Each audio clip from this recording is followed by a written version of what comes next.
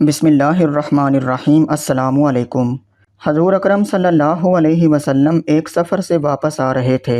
ایک جگہ آپ صلی اللہ علیہ وسلم نے پڑاؤ ڈالا۔ بستی قریب تھی۔ ایک عورت تھی جس کا تنور تھا۔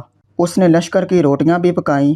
جب پکا کر فارغ ہو گئی تو صحابہ کرام رضوان اللہ علیہم اجمعین سے کہنے لگی کہ میں تمہارے صاحب سے بات کرنا چاہتی ہوں۔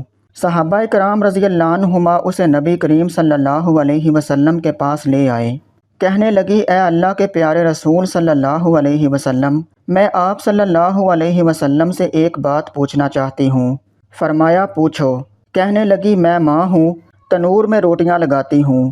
میرا ایک چھوٹا سا بچہ ہے، میں اس کو آگ کے قریب نہیں آنے دیتی کہ کہیں اس کو گرم ہوا نہ لگ جائے۔ خود آگ میں ڈبکیاں لگاتی ہوں روٹیاں لگانے اور نکالنے کے لیے، لیکن میں اپنے بچے کو گرم ہوا کا لگنا بھی پسند نہیں کرتی۔ تو میں نے آپ صلی اللہ علیہ وسلم سے سنا تھا کہ ساری دنیا کی ماؤں کی محبتوں کو جمع کر دیا جائے تو اس سے 70 گنا زیادہ بندوں سے اللہ پاک محبت کرتے ہیں، تو اللہ پاک بندے کا جہنم میں جانا کیسے پسند فرمائیں گے؟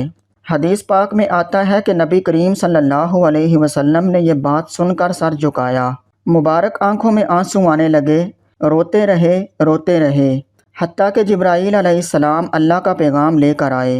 اے میرے محبوب صلی اللہ علیہ وسلم، اس عورت کو بتا دیں کہ اللہ نے ان پر ظلم نہیں کیا، انہوں نے اپنی جانوں پر خود ظلم کیا، اپنے پاؤں پر خود کلہاڑی ماری، کیونکہ اللہ تو چاہتے ہیں کہ یہ بچ جائیں، لیکن بات یہ ہے کہ یہ توبہ نہیں کرتے، توبہ کی طرف آتے ہی نہیں، بلکہ رب کی ماننے کی بجائے شیطان کی مانتے پھرتے ہیں اور توبہ کو ضائع کرتے ہیں، بھول جاتے ہیں، تو یہ تو اپنے عمل کی وجہ سے جہنم میں جائیں گے۔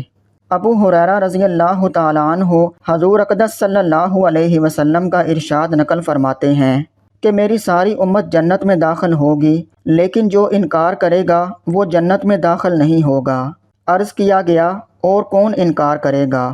آپ صلی اللہ علیہ وسلم نے فرمایا، جس نے میری اطاعت کی وہ جنت میں داخل ہوگا، اور جس نے میری نافرمانی کی اس نے انکار کیا۔